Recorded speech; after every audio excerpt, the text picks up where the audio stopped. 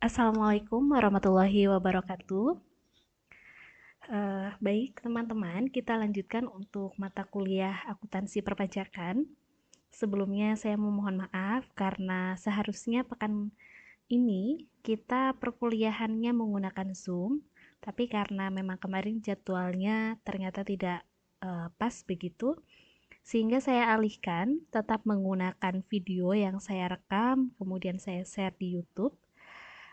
Semoga ini tidak mengurangi esensi dari perkuliahan kita untuk akuntansi perpajakan. Ketika nanti ternyata ada materi-materi yang masih belum dipahami, silahkan bisa didiskusikan di grup WA. Kita lanjutkan.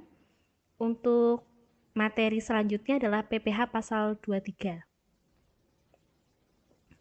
Untuk landasan hukumnya di pasal 23 ini menggunakan PMK nomor 244 garis miring PMK.03 garis miring 2008. Definisinya dari PPh pasal 23 ini, pajak yang dikenakan terhadap wajib pajak dalam negeri dan bentuk usaha tetap atas penghasilan dari yang pertama adalah penanaman modal, yang kedua dari penyewaan aset fisik dan finansial, yang ketiga dari keterlibatan dalam pekerjaan atau kegiatan, dan yang keempat adalah pemberian jasa tertentu. Siapa saja sih yang bisa menjadi pemotong, penyetor, dan pelapor dari PPh pasal 23? Yang pertama ada badan pemerintah, yang kedua subjek pajak badan dalam negeri, yang ketiga penyelenggara kegiatan, kemudian yang keempat bentuk usaha tetap, dan yang kelima perwakilan perusahaan luar negeri lainnya, dan yang keenam adalah orang pribadi yang memang ditunjuk oleh kepala KPP, kantor pajak begitu. Untuk tarifnya di sini disesuaikan dengan jenisnya begitu. Kalau untuk dividen, kemudian bunga, royalti, hadiah, penghargaan, bonus, dan sejenisnya selain yang dipotong oleh PPh 21, maka ini tarifnya adalah 15%.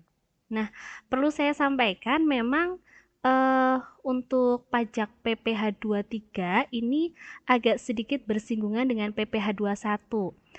Kemarin di PPh 21 saya sudah memberikan contoh kaitan dengan seseorang yang mengikuti sebuah kejuaraan dan ketika dia mendapatkan uang ya dari kejuaraan tersebut, kemarin dipotong dengan PPh 21. Nah, di PPh 23 ini juga ada gitu kaitan dengan hadiah, penghargaan, bonus, tapi yang tidak dipotong oleh PPh 21 begitu. Nah, itu nanti dipotongnya oleh PPh 23. Memang harus membaca ya kalau semisal di pajak ini memang harus banyak membaca kaitan dengan peraturannya, mana sih hal-hal yang memang masuk di dalam pasal PPh 21 dan mana yang masuk di dalam PPh 23 begitu. Nah, ini nanti bisa tetap diakses gitu di luar dari pembelajaran.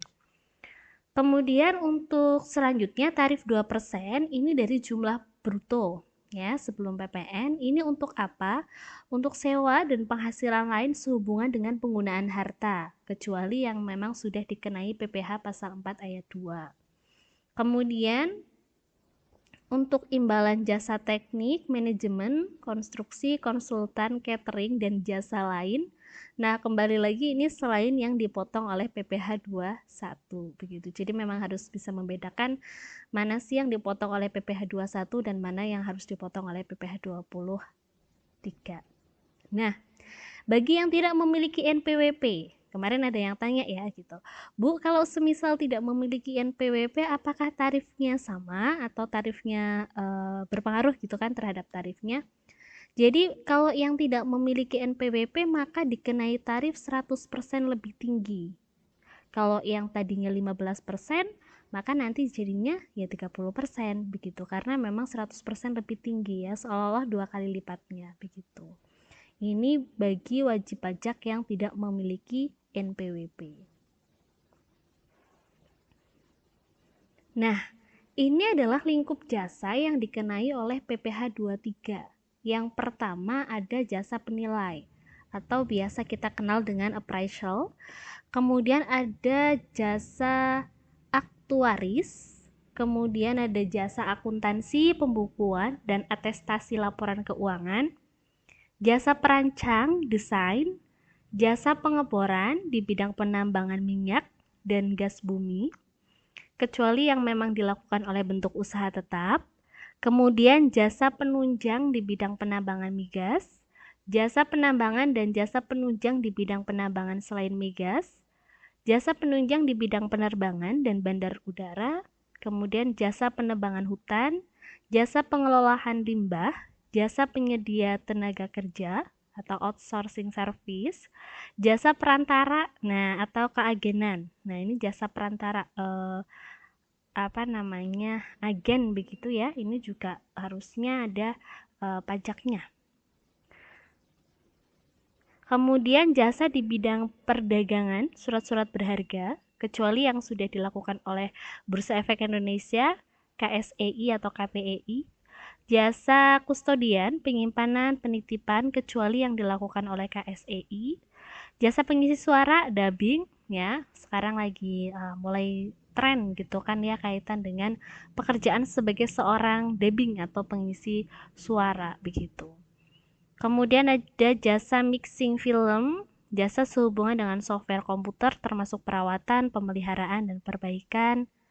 Jasa instalasi atau pemasangan mesin, peralatan, listrik, telepon, air, gas, AC, TV kabel, selain yang dilakukan oleh wajib pajak yang ruang lingkupnya di bidang konstruksi dan mempunyai izin atau sertifikat sebagai pengusaha konstruksi. Artinya ini yang di luar itu ya, yang secara mandiri begitu, tanpa dia memiliki izin usaha sebagai pengusaha konstruksi. Kemudian jasa perawatan atau perbaikan, pemeliharaan mesin, peralatan listrik, telepon, gas, AC, TV kabel, alat transportasi, kendaraan atau bangunan selain yang dilakukan oleh wajib pajak yang ruang lingkupnya tadi ya di bidang konstruksi dan mempunyai izin atau sertifikasi sebagai pengusaha konstruksi. Jasa maklon, jasa penyelidikan atau keamanan, jasa penyelenggara kegiatan atau I.O., jasa pengepakan, jasa penyediaan tempat atau waktu dalam media massa, media luar ruang, atau media lain untuk penyampaian informasi, jasa pembasmian hama, jasa kebersihan atau cleaning service, jasa catering atau tata boga. Nah, itu adalah tadi jasa-jasa yang kemudian masuk dikenai PPh 23. Jadi bagi kita yang menggunakan jasa-jasa tersebut, maka kita ketika melakukan pembayaran ya terhadap mereka, kita harus memotong pajak dari mereka begitu. Yang nanti akan kita setorkan ke kas negara. Nah, pihak memotong itu adalah pihak yang membayar ya, pihak pemotong. Ya, pemotong itu artinya kita melakukan pemotongan pajak dan nanti kita yang menyetorkan ke kas negara. Nah, kalau pihak yang kemudian dipotong pajaknya atau istilahnya kalau yang dipotong berarti yang berkewajiban untuk membayar pajaknya adalah pihak yang menerima pembayaran. Baik, kita masuk ke pihak pemotong terlebih dahulu ya. Pihak yang melakukan pembayaran atas jasa-jasa yang tadi sudah disebutkan di awal begitu kan ya. Ini dia akan mencatat utang pajak pada saat pembayaran dilakukan. Pajak akan mengurangi kas yang diberikan namun tidak mengurangi beban perusahaan. Pajak yang dipotong akan disetorkan pada bulan berikutnya. Saldo utang pajak di neraca, ini jumlah yang belum disetorkan. Kemudian jika beban tidak dipungut pajak, maka beban tidak boleh menjadi pengurang, begitu. Kalau pihak yang dipotong pajaknya ini adalah pihak yang menerima pembayaran, berarti mereka-mereka yang telah melakukan jasa, begitu kan ya. Mencatat sebagai pajak dibayar di muka pada saat pendapatan diakui, kemudian jumlah kas yang diterima adalah lebih sedikit dari pendapatan yang diakui. Iya, karena mereka berkewajiban untuk membayar pajak. Jadi jumlah yang mereka terima itu sudah dikurangi dengan pajak. Kita coba masuk ke ilustrasi biar teman-teman bisa lebih memahami. Di sini ada PT Kanjuruhan. dia menandatangani sebuah kontrak untuk melaksanakan pengelolaan limbah dengan teknik sanitary landfill di 10 lokasi dengan imbalan jasa sebesar 35 juta. Nah, berapakah besarnya PPh 23 yang dipotong oleh klien terhadap PT Kanjuruhan dan bagaimana penjurnalannya saat pembayaran?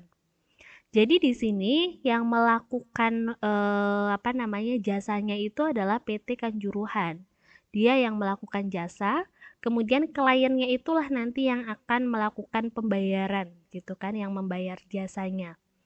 Maka di sini yang harus dipotong pajaknya gitu atau berkewajiban membayar pajak itu ya PT Kanjuruhan.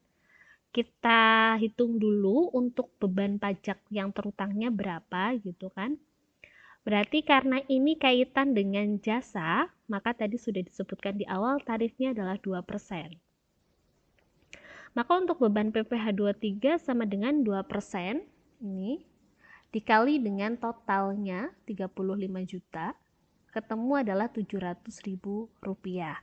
Nah, maka ketika PT Kanjuruhan ini mendapatkan pembayaran begitu kan ya dari kliennya, maka kas yang dia terima adalah tidak 35 juta tapi sudah dipotong dengan pajak yaitu 34.300. Kemudian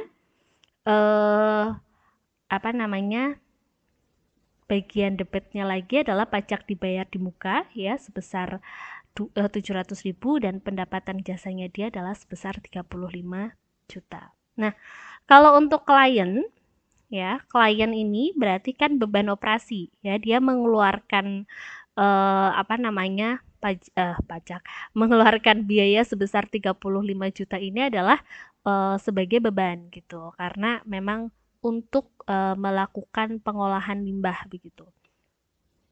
Sebesar 35 juta berarti beban bertambah, kasnya di kredit berkurang, sebesar berkurangnya adalah 34.300, kemudian kreditnya lagi adalah utang PPh sebesar 700.000, yaitu karena PPh 23 ini belum dia setorkan ke kas negara, maka sebutannya adalah utang begitu.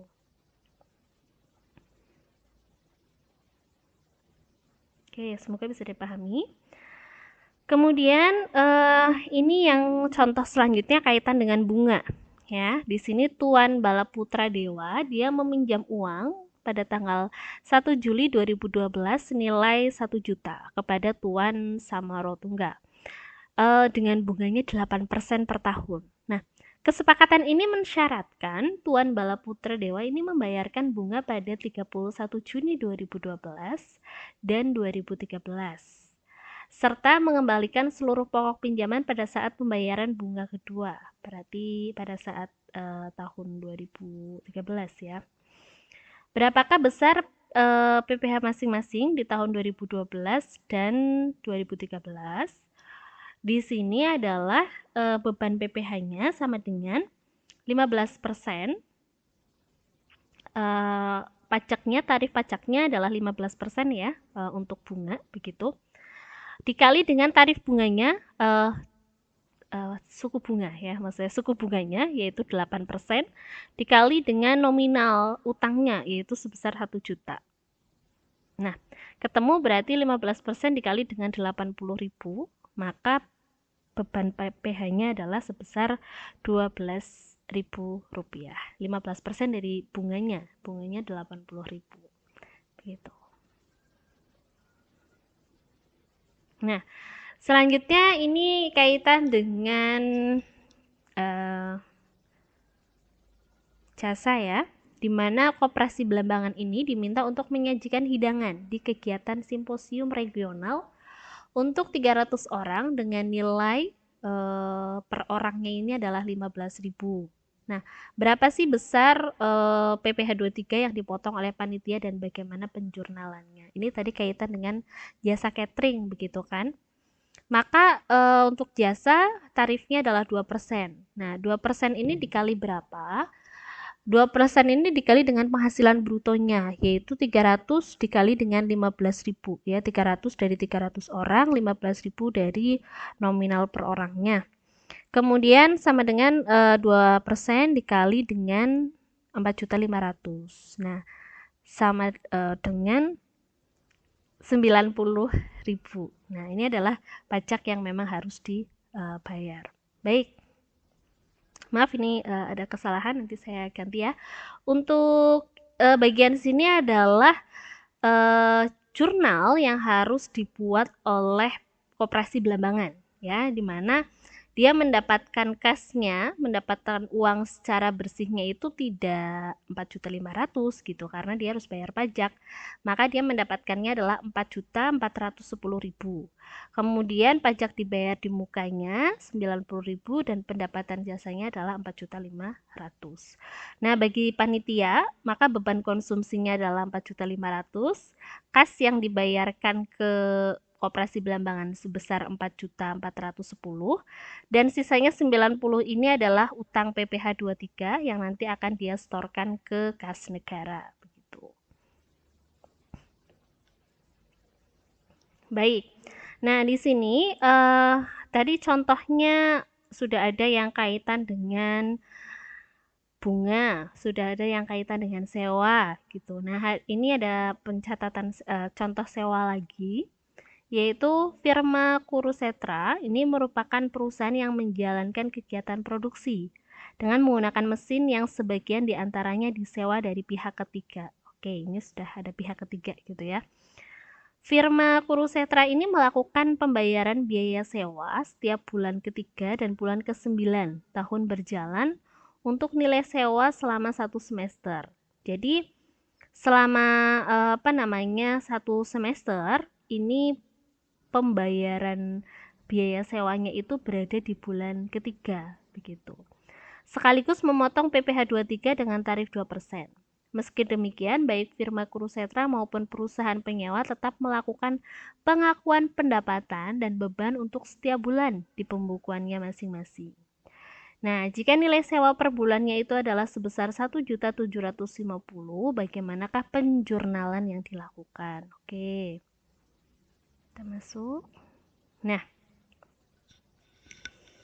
jurnalnya adalah sebenarnya awal kita harus tahu berapa sih jumlah sewanya terlebih dahulu ya. Jumlah sewanya ini adalah sebesar 10 juta 1.750.000, maaf. Kan sewa per per bulannya begitu ya, sebesar 1.750.000. Ini dikali karena per semester, berarti dikalinya adalah dikali 6. Ketemunya 10.500.000 ya. Nah, 10.500.000 ini dibayarnya itu adalah di bulan ketiga. Di bulan ketiga, tapi itu sudah melakukan pembayaran untuk 1 semester ya. Nah, untuk nilai sewa selama 1 semester, artinya 10.500.000 ini nanti akan dibayar di bulan yang ketiga. Maka untuk jurnalnya seperti ini ya. Kenapa dipecah-pecah? Karena untuk bulan, saya contohkan saja ya, biar jelas. Kalau semisal 1 semester itu dari bulan Januari sampai dengan bulan Juni, maka pembayaran sewa itu dilakukan di bulan Januari, Februari, di bulan Maret ya. Di bulan Maret FA Kurusetra ini melakukan pembayaran begitu kan, untuk sewa mesinnya sebesar 10.500.000. Nah, maka untuk jurnal yang Januari Februari sebutannya adalah utang sewa. Iya, karena Januari Februari kan belum dibayarnya pada saat Maret ya. Maka pada saat untuk Januari Februari hitungannya utang sewa didebet sebesar 3.500.000. Kemudian untuk bulan Maret, karena memang pas saat bulannya dan pas saat mengeluarkan uangnya juga, maka dia sudah bisa diakui sebagai beban sewa sebesar 1.750.000. Dan untuk 3 bulan setelahnya, April, Mei, Juni, karena belum dirasakan manfaat mesinnya untuk yang disewakan itu ya, maka sebutannya adalah sewa dibayar di muka. Istilahnya sudah bayar duluan tapi manfaat mesin sewanya belum dirasakan. Nah, kemudian kasnya Kasnya, kenapa kasnya 10.250 gitu, bukan 10.500.000? Iya, karena di sini FA Kurusetra ini akan memotong pajak di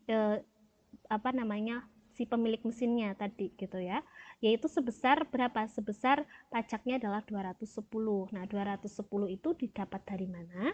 210 itu didapat dari 10.500.000 dikali dengan 2% ya tarif pajaknya, ketemulah 210. Nah, makanya ini adalah jurnal yang kemudian dibuat oleh firma Kurusetra. Sedangkan jurnal yang dibuat oleh pihak yang dipotong pajaknya atau si pemilik mesin atau yang menerima uangnya, ini adalah kasnya sebesar 10.250 ya. Harusnya 10.500.000, tapi memang dipotong pajak 210. Ini kalau digabungkan 10.500.000. Di mana kreditnya piutang sewanya 3.500.000, pendapatan sewanya 1.500.000 dan pendapatan sewa diterima di mukanya 5.250. Begitu. Nanti coba saya kasih keterangan ya di sampingnya biar bisa lebih diperjelas lagi untuk membaca jurnalnya. Baik, untuk selanjutnya contoh kaitan dengan transaksi dividen ya. Tadi bunga sudah, sewa-sewa menyewa sudah, ini kaitan dengan dividen. Nah, di sini dicontohkan ada PT namanya PT Kiskenda yang melakukan pembayaran dividen tahunan ya senilai Rp275 per lembar saham kepada 10 pemegang saham yang masing-masing memiliki 100 lot saham. Satu lot saham dianggapnya 500 lembar. Berarti kalau satu orang punya 100 lot saham dikali dengan 500 berarti satu orang ini memiliki 50.000 lembar saham. Nah, atas pembayaran dividen ini dikenai pemotongan PPh, untuk dividen adalah tarifnya 15%. Nah, bagaimana sih perusahaan dan masing-masing pemegang saham ini melakukan pencatatan atas pembagian dividen? Baik, kita langsung masuk ke pencatatan jurnalnya. Ini yang bagian sebelah kiri ya, ini pencatatan oleh PT Kiskenda. Yang bagian kanan ini pencatatan yang dilakukan oleh salah satu pemegang saham. Karena si 10 pemegang saham ini punya porsi saham yang sama ya. Mereka punya 100 lot semua gitu. Jadi yang kita contohkan salah satu saja akan mewakili pencatatan oleh semuanya begitu. Oke, saat pengumuman maka bagi PT Kiskenda ketika sudah ada pengumuman untuk pembagian dividen, muncullah laba ditahan di debit ya. Sebesar, ini laba yang akan dibagikan ya, sebesar 137.500. Nah, dapatnya dari mana? 137.500 ini nominalnya dari 275 rupiah ini kemudian dikalikan dengan 10 dulu karena 10 orang ya, 10 orang dikali dengan 10 kemudian dikalikan dengan 100 slot dan dikalikan dengan 500 lembar gitu.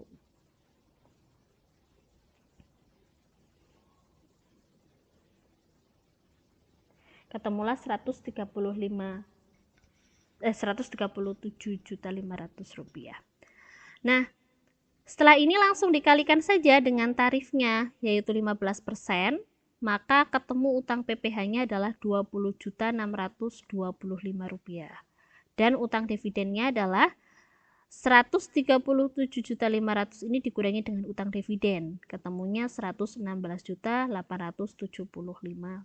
Nah, ini saat pengumuman.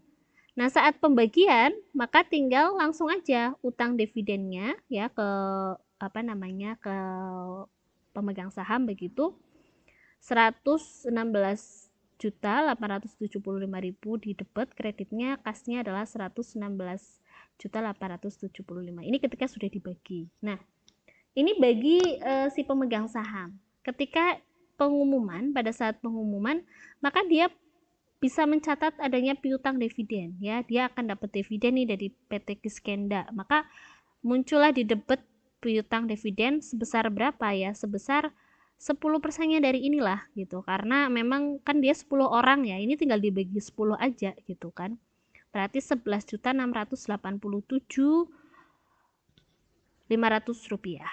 Nah, untuk pajaknya berarti ya 20 juta ini dibagi 10, yaitu 2.062.500. Nah, penghasilan dividen yang dia dapatkan adalah totalnya sebenarnya 13.750. Nah, ini yang nanti dia dapatkan. Nah, saat pembagian maka dia dapatnya kan hanya yang kas saja ya, yang cash yang dipiutang dividen sebesar 11.687.500 rupiah. Kreditnya adalah piutang dividen 11.687.500 rupiah. Nah, yang 2 juta ini ya sudah langsung dipotong oleh PT Kiskenda, yang nanti sama PT Kiskenda ini nanti akan disetorkan ke kas negara sebagai bentuk pembayaran pajak yang dilakukan oleh si pemegang saham melalui PT Kiskenda, begitu. Nah, ini ada beberapa kondisi ketika kita membayar pajak, tapi kita juga sudah melibatkan beberapa pihak, begitu kan? Nggak hanya 2 pihak, tapi mungkin ada pihak ketiga. Bukti pendukung itu penting, ya. Kontrak kerja dan pembayaran, kemudian ada faktur pembelian barang, ada faktur tagihan ya kepada pihak ketiga disertai dengan perjanjian tertulis, dan faktur tagihan atau bukti pembayaran oleh pihak kedua kepada pihak ketiga. Nah, kenapa penting? Kita lihat di contoh. Nah, di sini saya contohkan. Ada firma Mengwi sebagai pihak pertama, ini pada tanggal 2 Maret 2012 dia menandatangani kontrak dengan Koperasi Warawari selaku perusahaan agen periklanan sebagai pihak kedua untuk membuat media. Nah, rinciannya di sini adalah pembelian material iklan sebesar 35 juta, jasa konsultan iklan 7.500.000, upah agennya 5 juta, biaya pemasangan iklan ke perusahaan media sebesar 50 juta, totalnya adalah 97.500.000. Nah, berapa sih besarnya PPh yang dipotong antar setiap pihak yang terlibat dalam kontrak ini? Baik, kita lihat. Nah, yang pertama adalah PPh 23 dipotong Koperasi Warawari kepada firma Mengwi jika terdapat bukti pendukung rincian transaksi. Ya, kalau jadi di sini tadi kan firma Mengwi ini kan sebagai pihak pertama yang menandatangani kontrak dengan Koperasi Warawari yang selaku dia adalah perusahaan agen periklanan gitu sebagai pihak kedua untuk membuat media begitu. Jadi yang melakukan jasanya gitu kan ya, itu adalah Koperasi Warawari.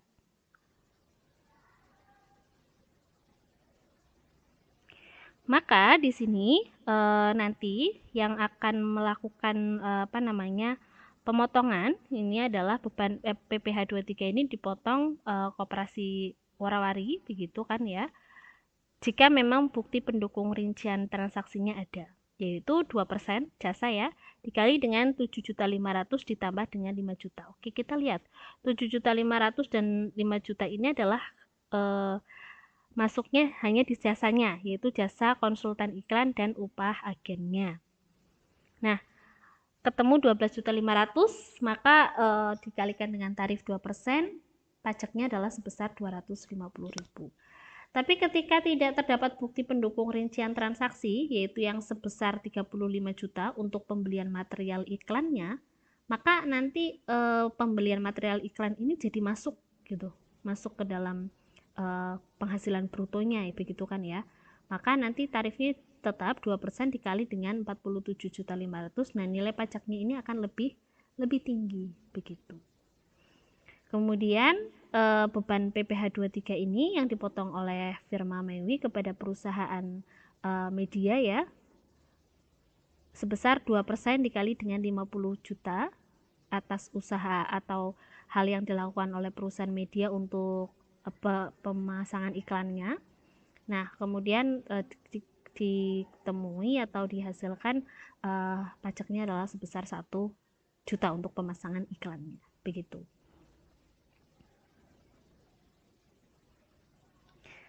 Nah, ini masih sama, yaitu kaitan dengan CV Daha yang beraktivitas menyediakan ART. Dia mendapat kontrak untuk menyediakan 5 orang ART, tetapi tenaga kerja dimaksud tetap menjadi tenaga kerja CV Daha. Nah, kontrak menyepakati bahwa pembayaran atas penyerahan jasa oleh CV Daha ini terdiri atas gaji tenaga kerja sebesar 2.500.000 per orang per bulan dan imbalan atas penyediaan ART sebesar 500.000 per bulan. Nah, berapa sih besarnya PPh 23 yang dipotong oleh klien? Jika terdapat bukti pendukung ya atas rincian besarnya tagihan ini sama, maka PPh 2%-nya ini hanya cukup untuk yang ini saja. 500.000 begitu, 500.000 saja sebagai jasa ya, imbalan jasa penyedia ART. Ketemu 10.000. Tapi kalau tidak terdapat bukti pendukung ya, rincian berupa tagihannya, ya ini tadi kaitan dengan gaji begitu, maka ini adalah 2%-nya dikali dengan 13 juta. 13 juta dapat dari mana? 2.500.000 dikali dengan 5 begitu. Nah, ketemunya 260.000.